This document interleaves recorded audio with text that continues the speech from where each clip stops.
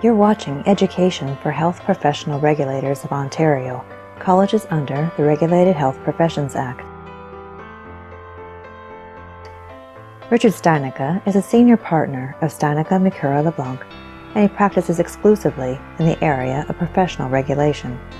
Richard is a noted author of the Complete Guide to the Regulated Health Professions Act, which, because of its comprehensive nature, has been cited by courts and tribunals, even in cases dealing with non-health professions.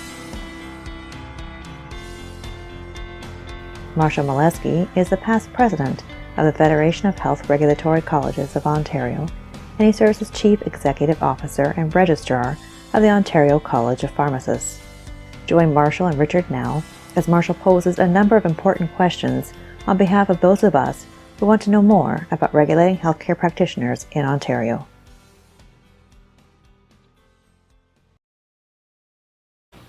So Richard, see if I can get this phrase right. What does the phrase fiduciary duty mean? Council committee members have a duty of undivided loyalty, diligence to the college and the college's public interest mandate. So it's a little bit like being the trustee of someone's property. You have to respect the confidentiality of that person that you're acting for. You can't have any conflicts of interest. And you have to be diligent and respectful and ethical in the way that you handle it. What is the content of the duty of confidentiality? The concept of confidentiality under the RHPA is that all information is confidential unless an exception applies. That model is being looked at, and it's possible it would be reversed, that certain things will be confidential and everything else is public, but right now the model is everything is confidential unless an exception applies. That includes not just information about individuals, but any information you obtain in the course of doing your duty for the college. And it's punishable. A breach of that duty is punishable by a fine, and it could also result in damages if you were to deliberately leak information. Why does the RHPA so strongly emphasize the duty of confidentiality? Well, there's three reasons why confidentiality is important. First of all, it protects individuals. Colleges are often dealing with unsubstantiated allegations, and they need to be sensitive in how that information is handled.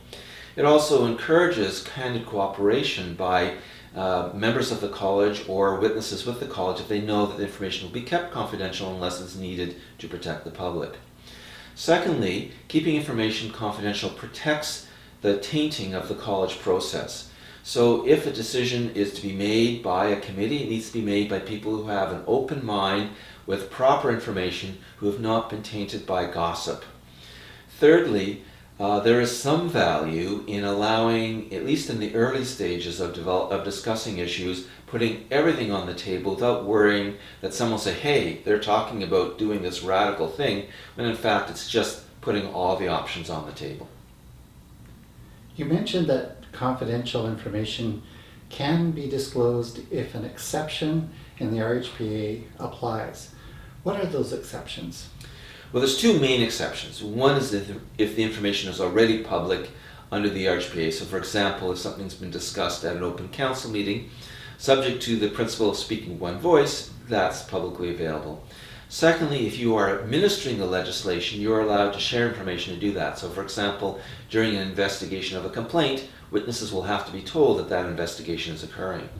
There are other exceptions that are less common. For example, you can share information with another college.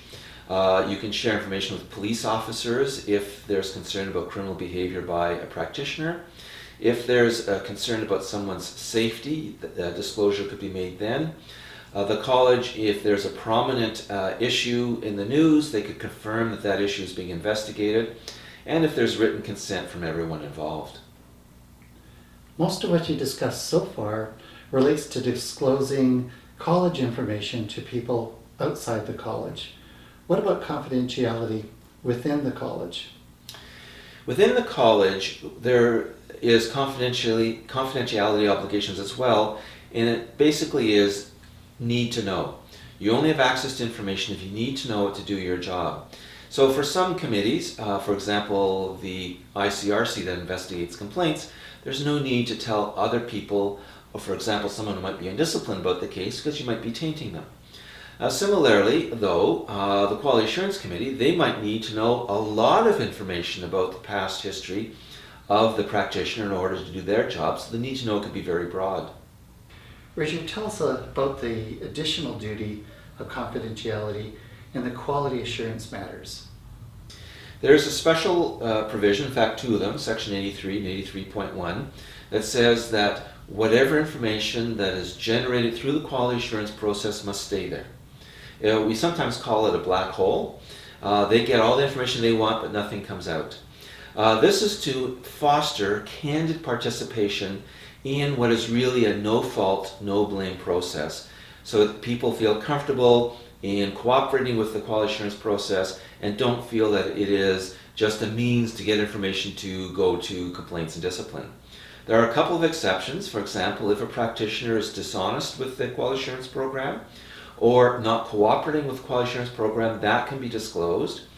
And if there is significant concerns, the concern itself, not the evidence gathered, but the concern itself could be shared with the ICRC. Richard, we often use the words privacy and confidentiality interchangeably. However, they're slightly different concepts, aren't they? Very much so. Privacy is the concept that the information belongs to the individual. So a practitioner needs to only collect, use, and disclose information about a patient or a client for the benefit of the patient or client. Confidentiality, on the other hand, is sort of a legal duty not to disclose information. Colleges are more towards the confidentiality end of the spectrum than the privacy end of the spectrum because they have to collect, use, and disclose information that people don't want them to know about in order to protect the public. However, most colleges have a privacy code to try to respect privacy principles as much as possible within its regulatory mandate. Earlier, you talked about the need for the college to be transparent. How do you reconcile this duty of confidentiality with the need for transparency? It's an enormous balancing act, and definitely colleges do need to be transparent in order to retain public confidence. They have to be open in their process, and they have to ensure the public can scrutinize what they are doing to enhance the effectiveness of the college. However, given the current confidentiality provisions, the transparency and openness must be within the authorized areas that the RHPA permits. It must fall in with one of the exceptions.